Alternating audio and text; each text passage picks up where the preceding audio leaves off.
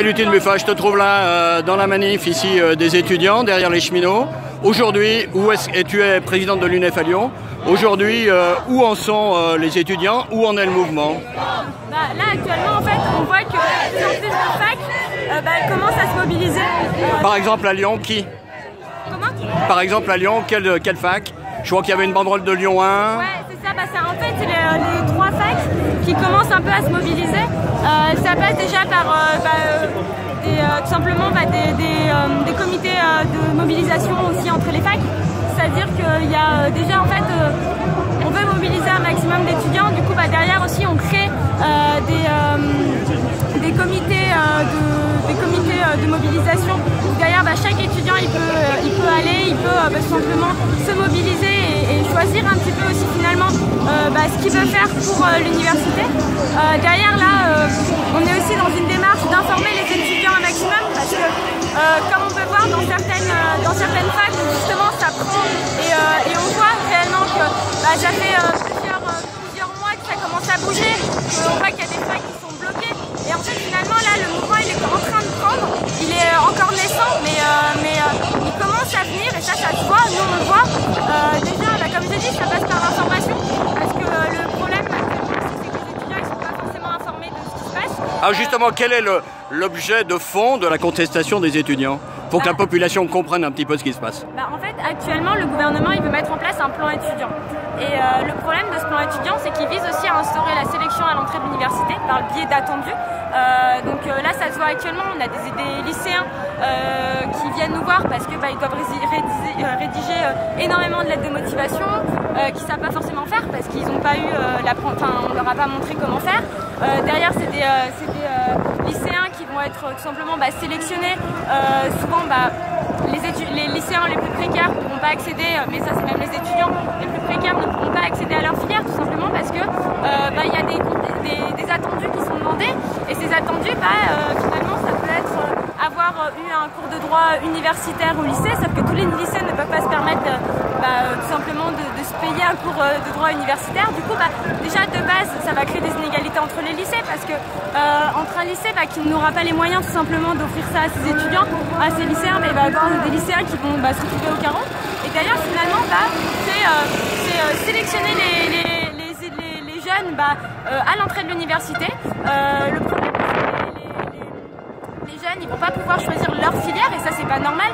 Nous, ce qu'on veut, c'est une université qui soit ouverte, que qu'importe le milieu d'où on vienne, qu'importe nos revenus, on ait la place à l'université, mais surtout on ait la place qu'on ait envie d'avoir, c'est-à-dire qu'on ne met pas de limite. Le problème actuellement, c'est que normalement l'enseignement supérieur, c'est censé te donner des capacités, t'apprendre.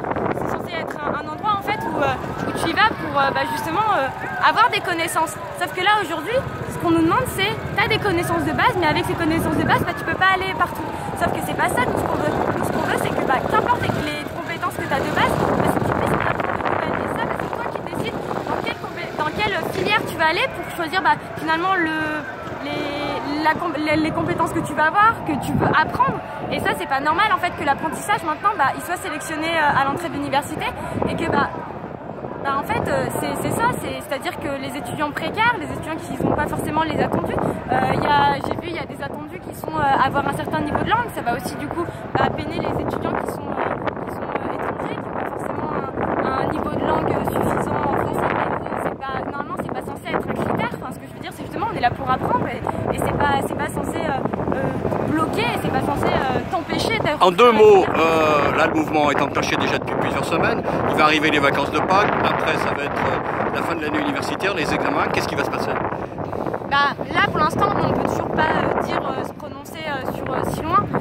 Mais derrière, nous, notre but aussi, là, c'est derrière commencer en fait à planter une petite graine et essayer de faire en sorte que cette graine elle devienne un arbre bien robuste. Et le but, derrière, vous m'en parliez tout à l'heure, mais on est à 50 ans de mai 68, et finalement, quand on regarde un peu les revendications qu'il y avait avant, finalement c'était aussi avoir une université ouverte, c'était avoir une université sans sélection.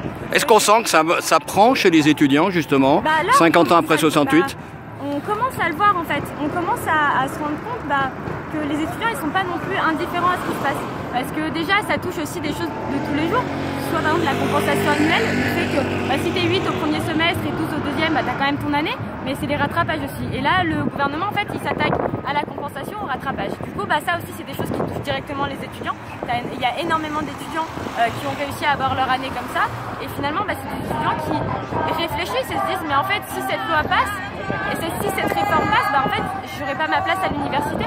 Et c'est des étudiants, bah, finalement, qui savent qu'ils ont leur place parce qu'ils y arrivent, et là, ils se prennent ça dans la gueule, et finalement, bah, c'est pas normal. Et là, du coup, il faut se mobiliser. C'est pour ça qu'on est là aujourd'hui. Mais après, il y a aussi, bah, du coup, le gouvernement, il s'en prend pas qu'aux étudiants, il s'en prend aussi aux cheminots, il s'en prend aussi, bah, tout simplement au service public, au personnel hospitalier, et ça, c'est pas normal. Et le but, c'est pas de créer différents événements selon les professions, les catégories. C'est aussi, bah, nous on est là à la fois pour porter les revendications étudiantes, mais aussi, bah, pour soutenir les cheminots, pour soutenir le personnel hospitalier. Et je pense que c'est important, en fait, la convergence des deux, c'est faire en sorte, bah, qu'on soit tous là, tous unis, parce que là, le gouvernement, il s'attaque quand même à des gens qui, bah, habituellement, je pense, se mobilisent.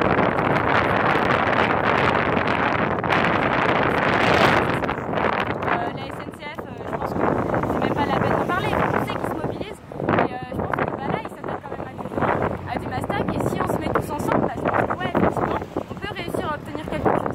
C'est pas des vacances scolaires qui va, bah, empêcher ça. Les gens, ils vont bien le voir, et là,